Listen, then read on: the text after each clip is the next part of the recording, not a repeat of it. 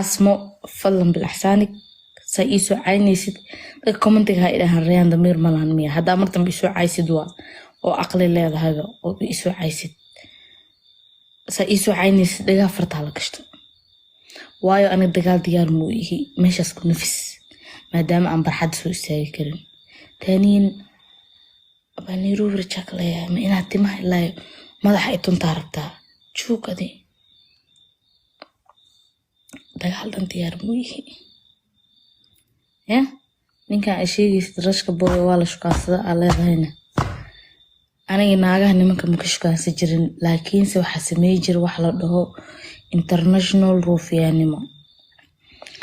waxaana ku sameeyey 3 gabdhood oo caan ah ma shukaansan nimankooda like a brother ma aragtay he is my brother camal yeah he is my brother xilli qaldana guryahooda ka wada jiray he is my brother yeah halaasna isku darbis international ruufiyaanimo ma taabasbaaha naaga inta iga badis ninkii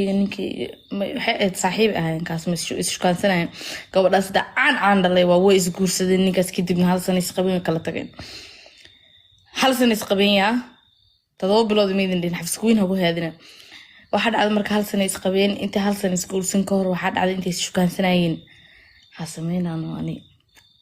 ida guri isla deerin ninkeyga naagaha salaanta kama qaado ninkeyga naagaha ma fiirsho ninkeyga ay iga badis aabaha wasfur ninkan laguma kalsoonaa kare waa nin bil aadan abaay macaanay saadana isku wada siin waa cili waayo qaftay waa iga masirsan tahay rayaan bajaaj nolosheeda ka xun tahay wuuf ay bilowdo boodbood aniga ay muslim war walaale ninka ma rabo markii dambo inta qayrooda waxaan isdhanaagtaan ina ninka ka qaadi karto way ismahadisa qurux leeyahay wallahi ina xataa aniga ninka ay arko una kala damceen okay ana dhigar ku kacina leedahay aniga asagoo habeen iska fadhiyo beel ino imaatro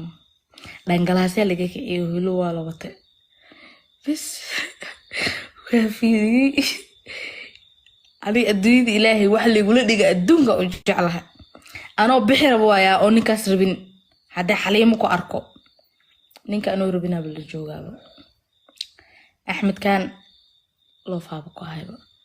waxa dhacday marka gabadhii inay iswaawaasho shiba ka dhaaya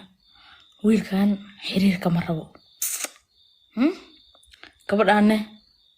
emotional damage ugu sameeyay sax ina arsan urka wartiisa ku jira wallahi inaan ka harin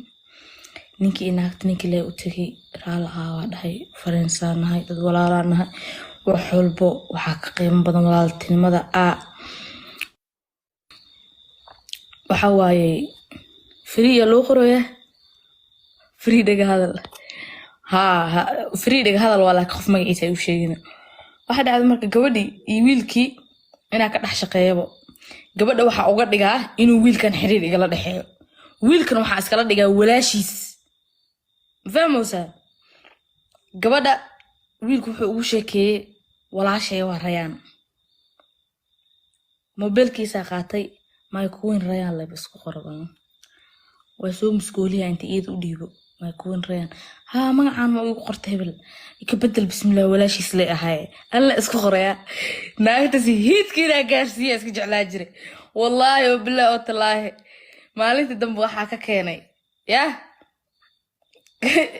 waxa ka keenay raya abay macaan iska cafi adii ninka mar la idaaya markaas dhahay had mi maqleeyaha ninkaaga wuxuu ma igala dhixinin ninka cisho okay abu adeena naagta hayso inta isku diro oo isku gubo labadooda marka meel waxa dhici jirto oo public ah isugu imaanada kacanka dhan ani marka imaado dadka dhan salaama abu saatahay sharaf iyo karaamo wallahi billahi taala ayada waran xaalkaaga okay miya waa hiidka gaarayo si special ma